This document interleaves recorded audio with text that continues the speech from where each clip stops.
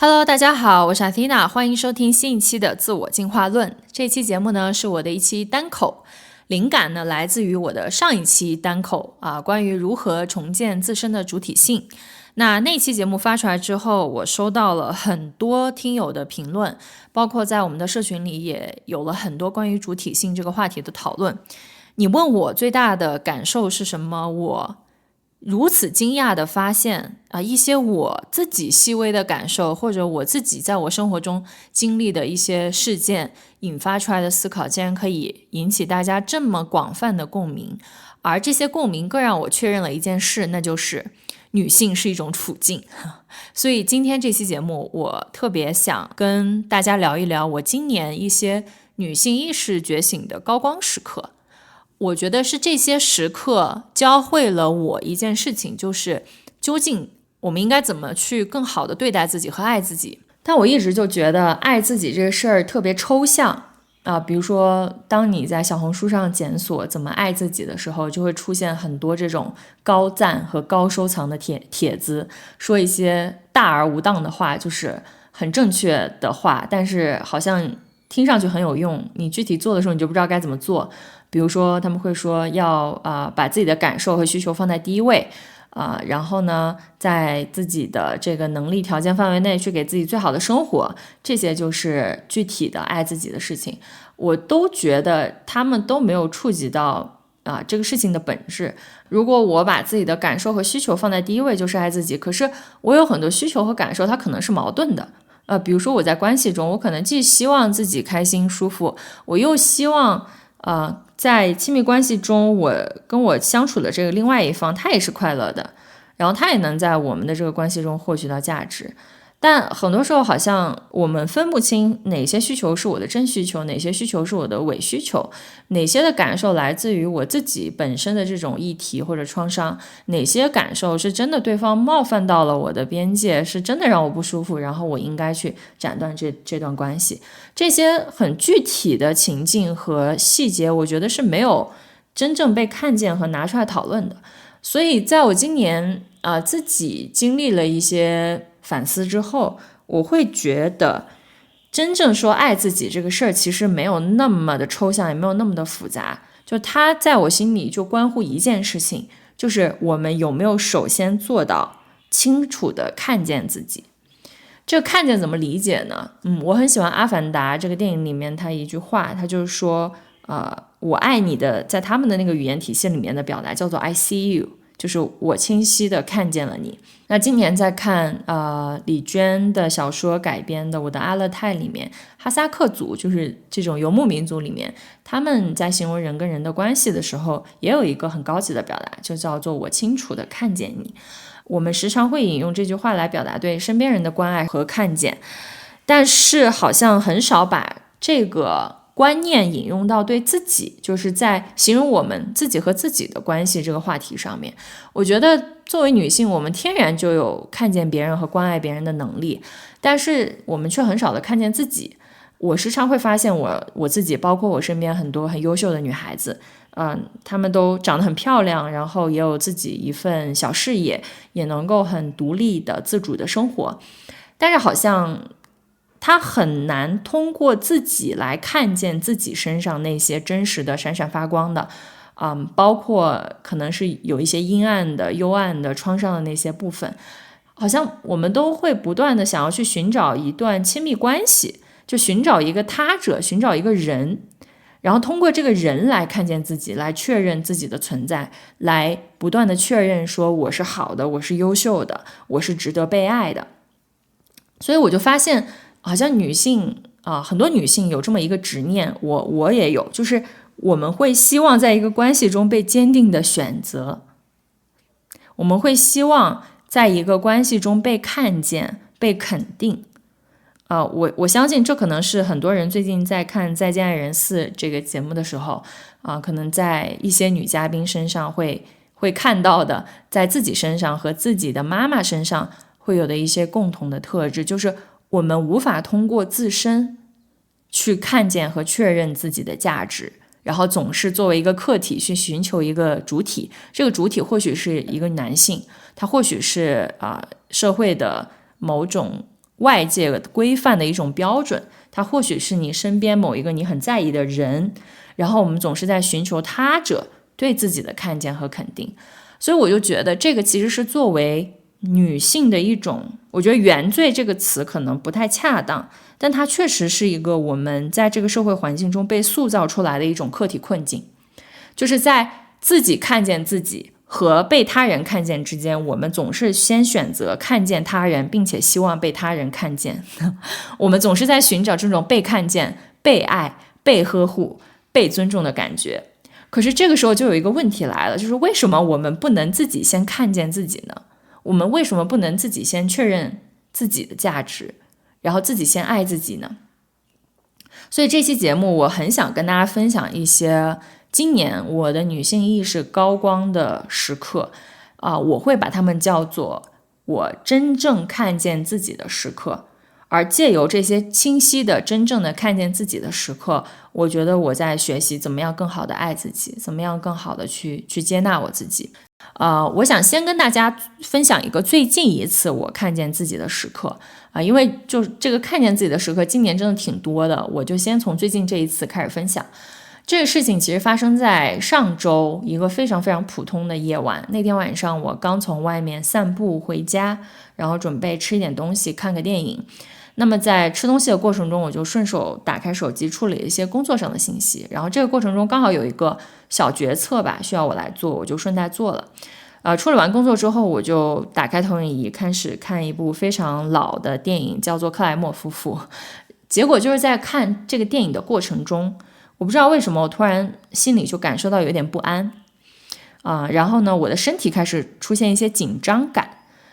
就是一般我们在看电影的时候我们都会非常放松嘛而且我就是在卧室在床上看着投影仪，所以一般有时候看着电影看着看着我就会睡着。但那天晚上我就觉得说我的背部和我的喉咙的地方有一些位置很紧，我发现我没有办法专注的集中我的注意力在电影上，而是我开始很不安的想要去看手机，然后我想要去检查我刚刚做出的这个决策和行动的一些后续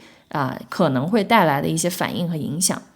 也就是在那一刻，我突然意识到，其实前面我做的这个决定，它虽然是一个看上去或者听上去特别正确的决定，就是我觉得换任何一个做事的人或者任何一个老板来做这个决定，它都是一个很理所应当的事情。可是这个决定，它在那一刻让我的心里变得不安稳，就我在那一刻不舒服了，我的身体开始变得紧张了。虽然我的头脑会编造各种各样的理由告诉我说这么处理是对的呀，你就是应该这么做呀，但其实我的身体并不是那样感觉的。所以等到这个电影快看完的时候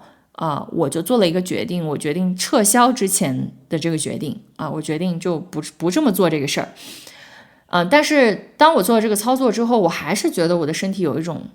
哪里卡住的感觉，就有一种能量堵塞的感觉。甚至直到我10点钟躺下然后准备睡觉的时候，我觉得好像我都很难安心的入睡，然后我就一直在观察我身体这种卡住的感受直到有一刻，那一刻就是我看到了自己，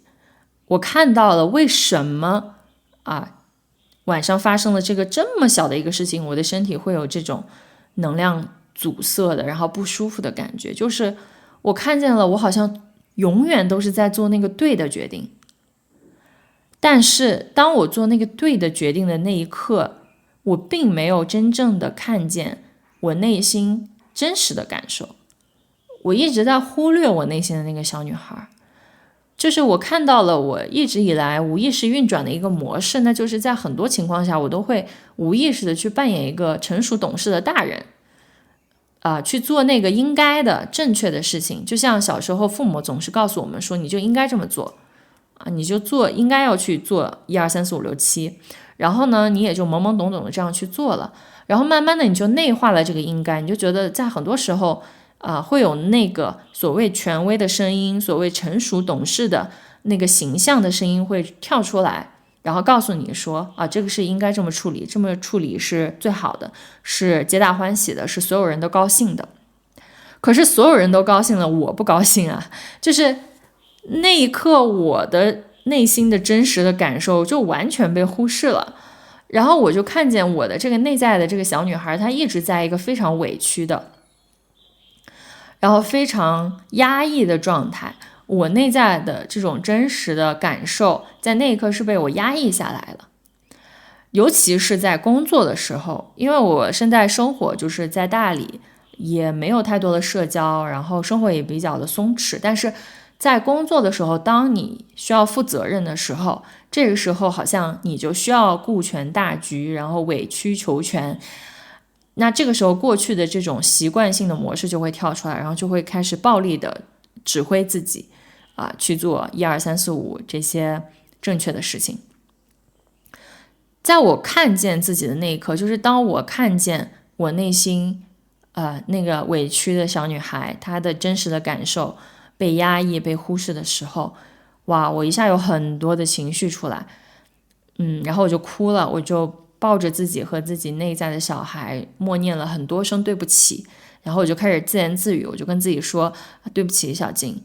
我让你受委屈了，对不起，我忽略了你的真实感受，对不起，以后我会尝试多看见你一点，然后多给你一点时间去表达自己的需求，而不是一上来就告诉你应该做什么，什么是正确的。我也希望我也会努力以后不再勉强你去做那些所谓应该且正确的事情，我也不会强迫你去为明明不是你做错的事情去道歉和买单，然后我也不会再让你去为了扮演一个伪光正的形象而受委屈。因为我看到我很多时候就是会钻进那个伪光正的形象，就觉得这个伪光正的形象应该会这样这样这样做选择，应该会说1、2、3、4、5这样的话，可是这未必是我内心真实的声音和表达。然后当我这样跟自己默念道歉安抚我的内在小孩之后，我就很安心的入睡了。然后第二天起来就继续处理工作的消息，我会发现好像我遵从自己内心的感受做出这样的选择之后，好像也没有什么问题，就事儿还是一样的往前去发展，只是我在习惯性的从那个所谓顾全大局，然后照顾好所有人的感受出发，总是想要一步做到那个最优解。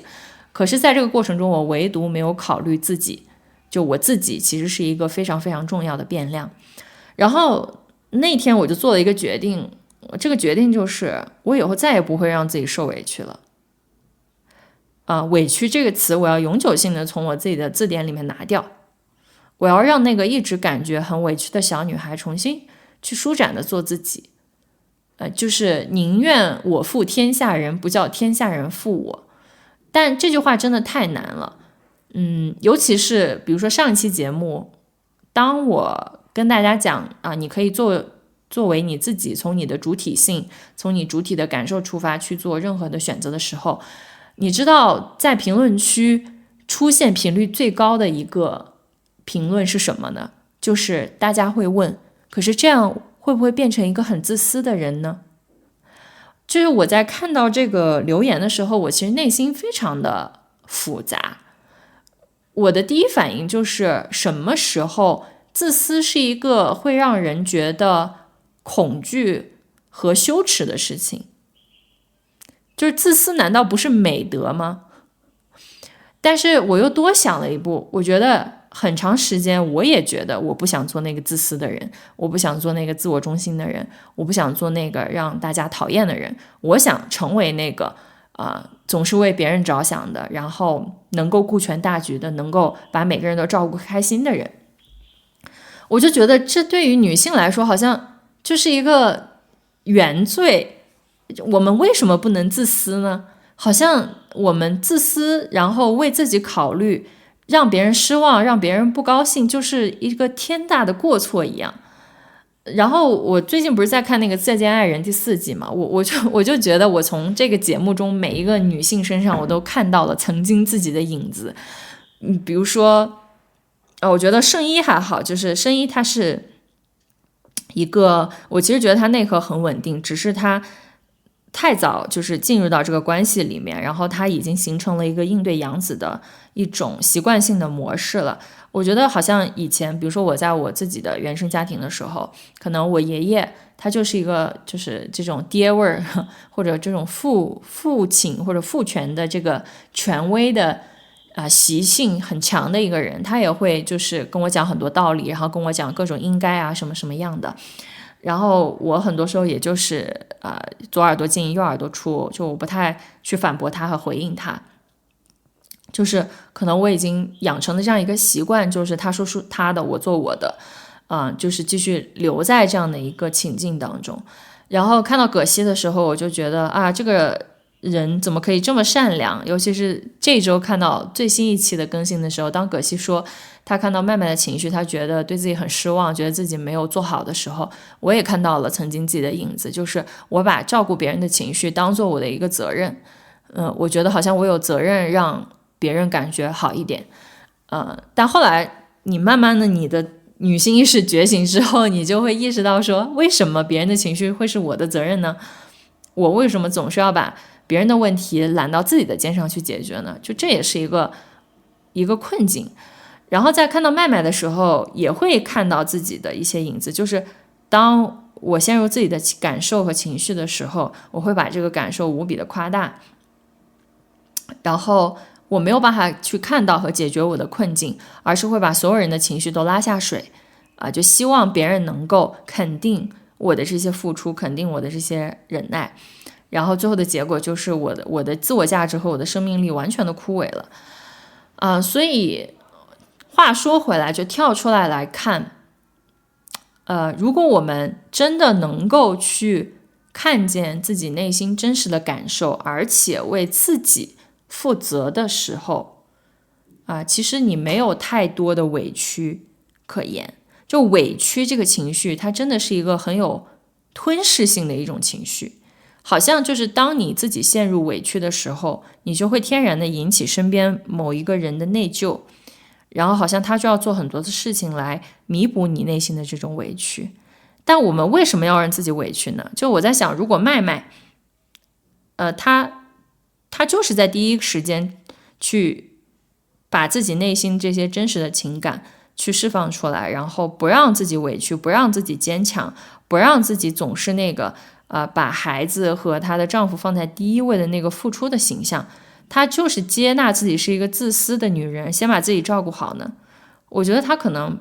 就不会像现在这样就有一种情绪的黑洞，就是情绪叠加情绪，委屈叠加委屈，然后把所有人就是跟他一行人的其他5个人的情绪也都卷入到这个情绪的黑洞里面，然后所有人都要开始感到内疚和照顾他的情绪，就这是一个特别不健康的模式。但很可悲的是，这个模式我觉得在女性身上经常发生。这也是我们在看再见爱的时候，尤其看到麦麦的时候，很多人会有很强烈的情绪和共鸣的原因。因为我们在看自己的母亲和上一辈的女性的时候，很多女性就是这样委曲求全，忍耐付出，然后呢站在道德的制高点上，绝对不自私，永远是把别人放在第一位。可是其实这样的行为才是真正的自私，因为我是通过自己的付出来窃取别人对我的关注，来窃取别人的情绪，来窃取别人的生命力，然后就是把所有的能量都卷入到那个毁灭的、那个分离的、那个分崩离析的境地。可是我们这一代女性，我觉得我们是可以选择的，我们是可以进步的，我们是可以不让自己的生命枯萎的，我们是可以绽放的过这一生的，我们是可以不用让自己那么委屈的。很多的时候的委屈都是自己选择的，并不是外界强加给我们的。那这个就是我最近一次看见自己的时刻。当然除了这个时刻之外，我觉得今年还有很多重新认识自己的时刻。我觉得所谓的看见自己就是一个重新认识自己的过程。我们总是习惯性的通过他人的眼光看待和确认自己，就这个光永远是从别人的那个镜子那里反射回来照见自己的。比如说别人眼中看到的我是一个什么样的人，然后我会通过别人的反馈来认识自己。但我今年就是有很多的时刻是跟自己大量独处的过程中去慢慢深入的看见和认识自己的。比如说今年8月底的时候，我不是在新疆自驾了1个月嘛，因为都是一个人开车，然后在开车的过程中就有大量的时间跟自己独处和待在一起。那在这个过程中，我就有了很多很有意思的发现。比如说，我发现我自己一个人待着的时候，相比于我和别人互动的时候，其实是完全两个不同的人，是在完全两个不同的状态。就当我自己独处，然后不需要工作，不需要社交，不需要跟任何人对话的时候，我发现我跟自己内在的这种感受连接的非常好，我有一种清晰感，就我会很清晰的知道我自己此刻需要什么，什么是我生活中最重要的部分，然后我会去行动，满足自己的这种需要。然后这个中间没有任何模糊不清的没有任何内耗的部分，就是说我应该做这个还是做那个，我应该这样选还是那样选，没有的，就很清楚。比如说在新疆的时候，因为每天都是自己开车，然后我提前也没有做什么计划，所以每天睁眼就是要感受我今天想去哪儿，然后呢我要理性的用我的头脑去规划我怎么样能够到那个我要去的地方，然后我怎么安排自己的饮食和住宿。那我会发现其实在这个过程中，我会非常明确清晰的感受到我今天自己是想休息还是想继续开车上路如果我想休息，我就会安安心心的让自己休息，如果我想上路，我就会开始很有效率的规划路线，然后去做这种天气的预判。所以我非常非常享受一个人的这种旅程然后我会发现我能把自己照顾得非常好，不仅是外在体验的这种愉悦，也包括我自己内在感受的愉悦。但是一旦在这个旅行的过程中，比如说我开始跟其他人有一些互动交流，产生连接，我发现我的状态就会有波动，我好像就开始比较难守住自己这样一种很清晰很安心和自己相处的状态。就是好像当我的世界中出现一个人的时候，我的注意力天然的就会开始往外流动，然后我就会去首先关注别人，我开始会关注别人是怎么想的，别人是怎么看我的我这样做那样做是不是合适。然后因为就我在旅行的过程中99%的时间都是我自己相处，我状态很好，然后一开始跟这样的人互动，然后有这种情绪上的这种粘着拉扯的时候，我自己的这个状态的反差就会变得特别明显。所以我一下就看见了，就是作为一个客体被投射和凝视的状态和作为一个主体我们自己很好待着的那个状态，它是有很大的区别和不同的。那这个就会让我延伸一步去想说这可能只是我旅行过程中的一个插曲，但是在日常的生活中我们很难避免跟别人打交道，我们在生活我们工作，除非你隐居，就你还是会跟各种各样的人打交道。那为什么当我们跟其他人去相处和交流的时候，我们会这么容易，或者说我会这么容易的去被影响会这么容易的去接受到别人的这种情绪和投射？然后我一下子就豁然开朗，就是因为我们天生就习惯于被放在一个客体的位置去审视，去接收这样的规训，去接收这样的投射，去接收这些要求，去接收这些期待和打压。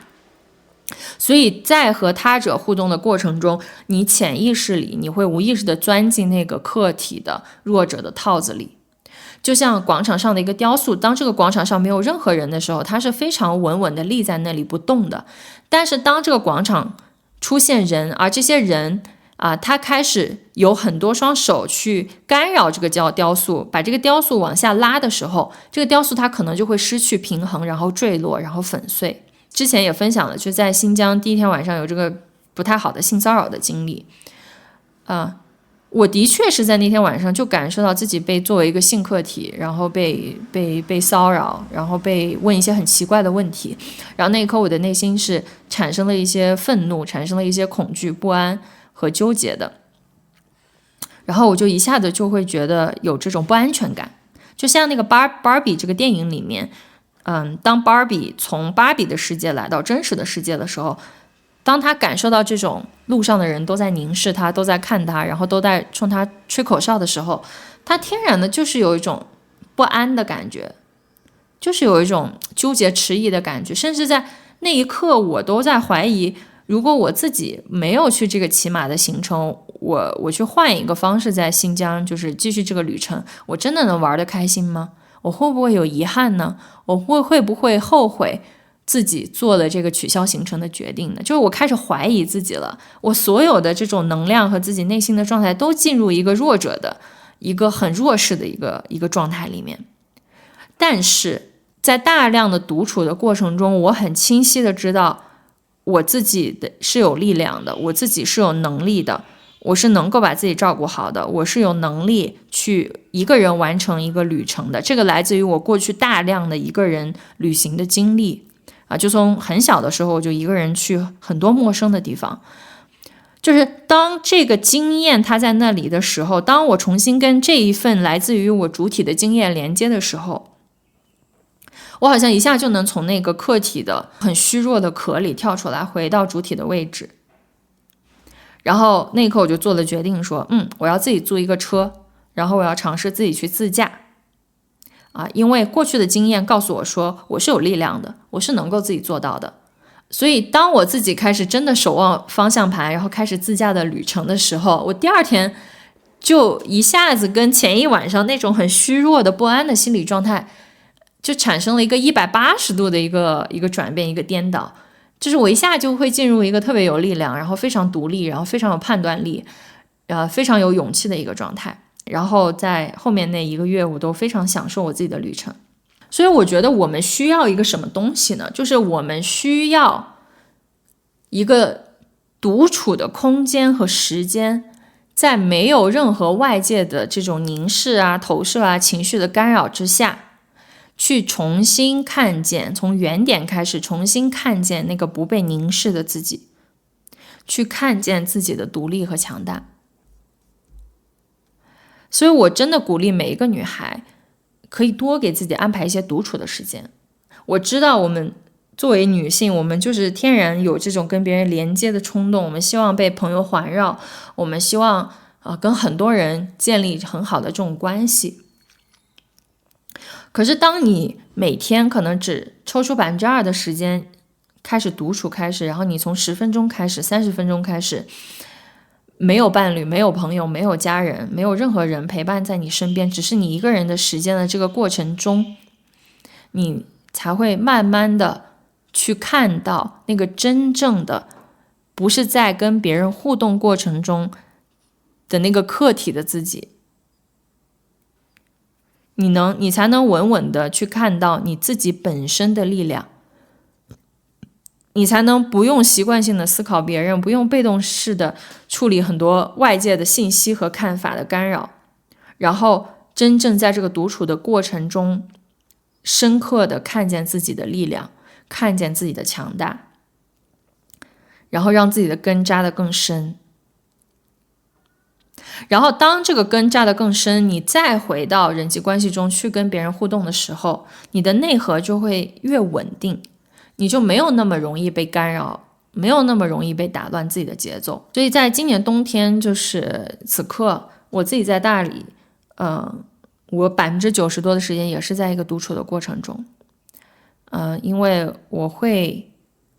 很珍惜这样的时刻，就是我还没有孩子，然后我现在也没有伴侣，然后我能够在一个没有任何人打搅的环境中真正自由的做自己想做的事情。你们知道这个有多珍贵吗？就是一个女人她不受任何人的打扰，然后真正的专注的去做自己的事情。我觉得在我们的现在这个生存环境中，这个事儿是一个很奢侈的事情。因为只要你走出家门开始跟人互动，你就不可避免的去接受各种各样的投射。只有在你独处的时候，你能感受到那种从你内在从你内心孕育出来的那种强大的力量。当你能比如说自己赚钱，然后有一个自己的房间，就是沃尔夫说的女人要有自己的钱，要有一个自己的房间，然后能很好的照顾自己的生活，你可以不用依托于任何人很好的生活在这个世界上的时候，这就是一个对于自己主体性的确认。那刚刚讲的就是前面2个都是在独处的过程中看见自己的时刻，第3个今年看见自己的时刻是在人际关系的互动中产生的。如果说在独处的过程中是看到自己的主体和强大，那么其实我觉得在人际关系的互动中，更多看到的是自己的脆弱和伤口，和过往的这种人际关系互动中形成的模式。我前面在一些节目中也分享过，就是我今年就发现说自己真的是一个在关系中的弱者。我就是一个进入关系就会开始非常不安，然后我的很多伤口就会开始隐隐作痛，然后很想要保护自己的一个状态。我举一个例子，就是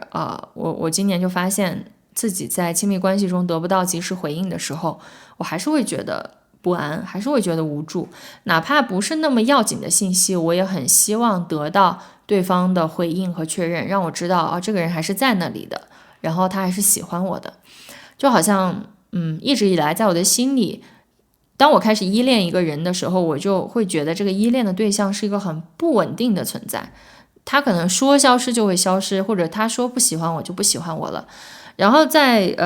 过往跟心理咨询师的讨论过程中，我就发现我的这种内在的体验，它有一个比较专业的词，叫做客体恒常性缺失。就什么意思呢？就在我还是一个孩子的时候，我的养育者没有给我提供这样的稳定性和安全感。就在我需要我妈妈的时候，她可能是不在的，或者我需要她回应我的时候，她有时候回应我，有时候不回应我。然后在我的这个小孩的这个主观的世界里面，我就会感觉我获得的这种回应和爱和关注，它是极其不稳定的。所以这个就导致了我在关系中总是会有这样的不安稳感、不安全感。然后我觉得以前当我没有觉察和看到这一层创伤的时候，我总是会无意识的愤怒，然后怨恨，然后责怪我的伴侣，或者说我很好的朋友为什么没有能够及时的回应我。但是当我慢慢看到我自己这一层创伤的时候，我看到我自己的这个伤口的时候，好像我又会跳到另外一个极端，就是那个特别理性的，然后特别擅长理解别人的那个我，又会跑出来压制我的需求和期望，然后告诉我说这些伤口都过去了，这是你自己的议题，你不要把这个情绪投射给对方，这跟对方无关。我时常会在这两种情绪中摇摆，就是要么就是无意识的宣泄自己的愤怒，把这些东西扔给关系中的另一方，要么就是压制自己，然后就告诉自己说这个东西跟对方无关，然后你管好自己，然后这是你自己的情绪，你应该自己好好处理。但是今年我觉得我找到了一个第三条路，就是在暴怒的释放情绪和怨恨 versus 懂事听话压抑真实的感受之外，其实还有一条路径，就是我既能够看到那个过去的伤口的存在，看到那个过去没有被抚平的创伤的存在，看到当下我不舒服的这个感受的存在，我也能同时接纳它，并且为自己的感受和需要100%负责，而不是把这个责任丢给别人。就是当我在那一刻没有得到回应时，我的失望和不安它是真实的，我对对方的理解也是真实的，我看到这是属于我过去的创伤，它也是真实的，然后我期望能够从对方这里得到回应，它也是真实的，就这些它都是存在的。所以我这些真实的部分都可以被看见和表达，就是我既可以表达我自己的理解，我也可以表达我自己的不安，我更可以表达自己的期望。那我去表达这些其实不是为了获得对方的某种回应或者认可，而是纯粹为了我自己，就是为了我自己能够看到我内心这些多层次的需求和感受。当我内心的这种不安理解然后期待同时被我自己看见的时候，而不是我期待被对方看见的时候，其实它在我的内在就已经被整合了一次。所以我今年就有一种感觉，就是很多时候那个不舒服的感觉，那个受伤的感觉，它还是会冒出来，但是它就像一个老朋友一样，就它现在冒出来的时候，我就有一种看到了你来了，然后我会欢迎这个老朋友，我不会抗拒他，就是说你怎么又来了，我真的特别不想看见你，我真的特别不想再体验这种不安和失望，而是去拥抱它，就是你来了，我知道你来了。那现在此刻，作为那个成熟的那个成年的我也在这里，我们都在场。那你的需求我也看见了，然后我的需求我也看见了，那我们就一起在这里安安静静的去看着这个感受来，看着这个感受走。然后我也可以把这个感受分享给我身边最亲密的人，让他们知道此刻我真实的感受是什么。我不需要他们为我的感受负责，但是他们的理解和他们的陪伴也会给我很多很多的力量。所以这是我觉得今年的一个很大的突破，就是可以看到自己的伤口，看到自己那些失望啊、愤怒啊，然后不安啊、犹疑啊、悲伤啊、恐惧的瞬间，然后很清晰的能够让它不那么影响自己当下的该做的事情和选择，就是去抱抱它，然后去整合它的存在。最后一个是想和大家分享，我今年看到了一个不完美的自己，就是我有看到说我自己一直以来都有一个特别强的道德优越感，就我前面讲的，我一直在追求一个伟大、光明、正确的形象，就是特别好面子，然后呢不太允许自己有道德上的瑕疵，然后也总是会被别人道德绑架。这个可能是来自于从小家庭的教育，就因为我们家是党员家庭，然后就家风特别正，然后我从小我爷爷和我爸在这种道德啊家风上的要求一直都特别高，所以我就觉得我从小就接受了很多这种伪光正的做人理念，然后也导致我一直在给自己立一个伪光正的人设，就是我是一个好女孩，然后我对自己要求特别高，然后我是多么的好，然后呢我看不上也不会做那些下三滥的事情，然后呢我自己特别的清高。但我觉得其实我今年一个特别重要的成长的时刻，或者说一个特别重要的越来越接近那个返璞归真真实的自己的时刻，就是我看见了其实我骨子里并不是一个很有道德的人，就我不是什么好人我看见了那个真实的自己其实是一个非常自我中心，而且有各种欲望，我的各种欲望都很强烈，而且我其实就是还是一个挺在意自己感受和得失，而且特别不愿意被外界的这种规则和他人的观念束缚的一个人。你说就这个更真实的我，它接近一个什么状态呢？我觉得它比较接近那个比如说斯嘉丽就是飘里面女主角的那个状态，就是其实自己爽比别人怎么看我在我心里是更重要的。当我表面上出于体面去就是扮演一个道德情操高尚的人，比如说像梅兰妮那样的人，然后我的内心就会有不爽产生，我就会觉得那个真实的我被压抑了。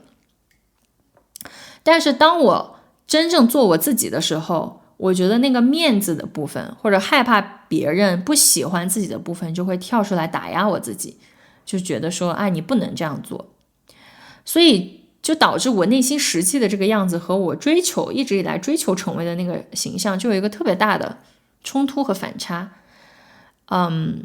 就我一直很难接受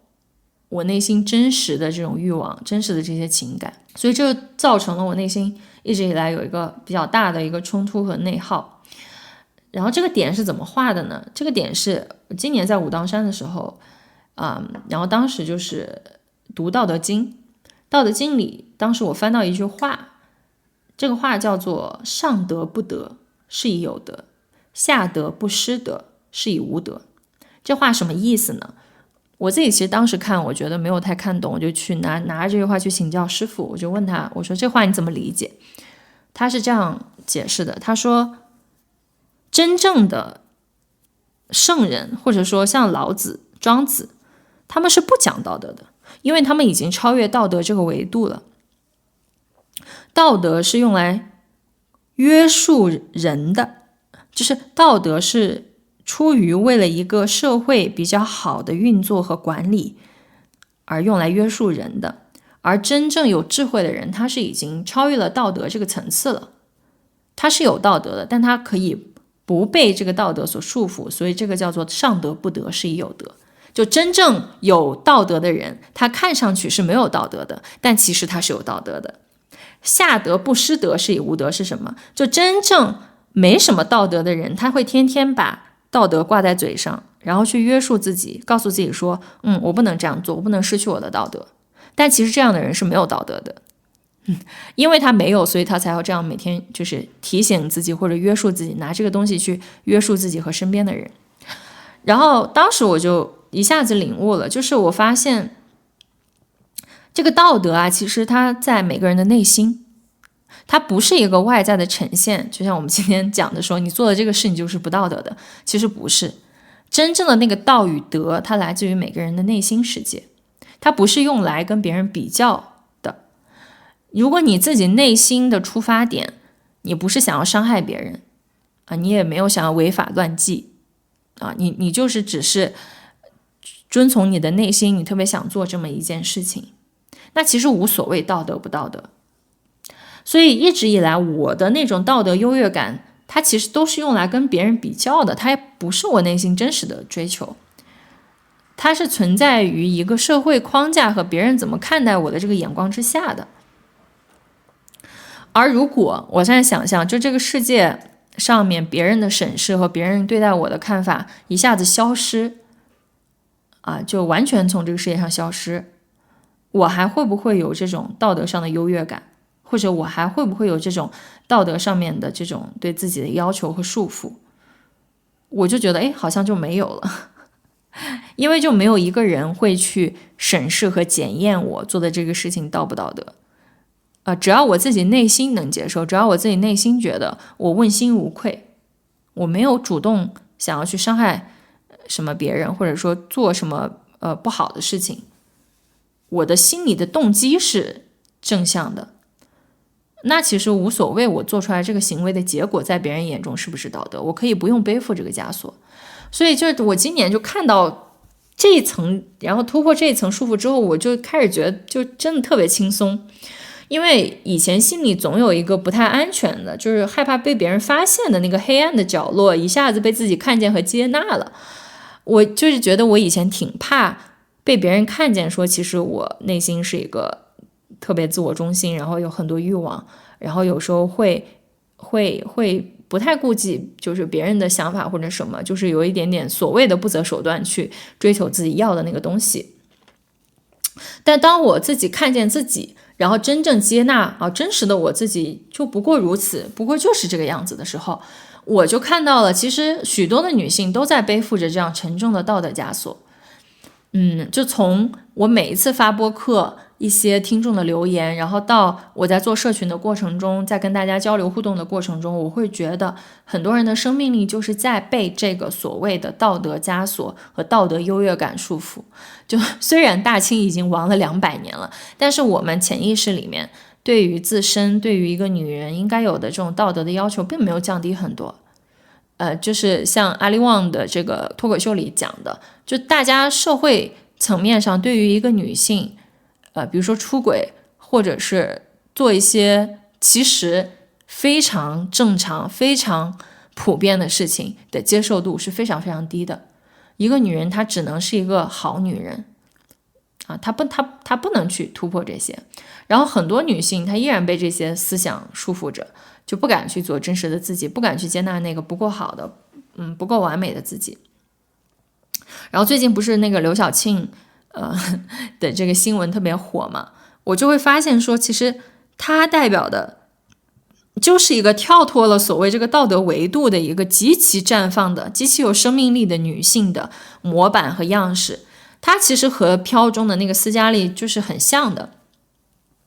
然后和我很喜欢的就是一个影视角色《卧虎藏龙》里面的玉娇龙也非常的像。我觉得或许我们可以向他们学习去做一个真实的有瑕疵的，在别人看上去不那么道德但是自己内心问心无愧的女人，去活出自己那种生机勃勃的生命状态。在我不主动伤害别人，然后也不被别人目光左右的这种情境下，我就好好的遵从我的内心，因为我的人生只有一次，我不想虚度这些光阴，然后一直把自己压抑在一个正确的但是阴暗的小角落里面。然后讲到这里，我很想跟大家分享，最近我听那个李欣老师的课的一个收获，就是他在课上讲到一个人怎么做到真的接纳自己。他就说，在童话故事里，如果我们不是一条龙或者一条凤，而是一只鼹鼠，那么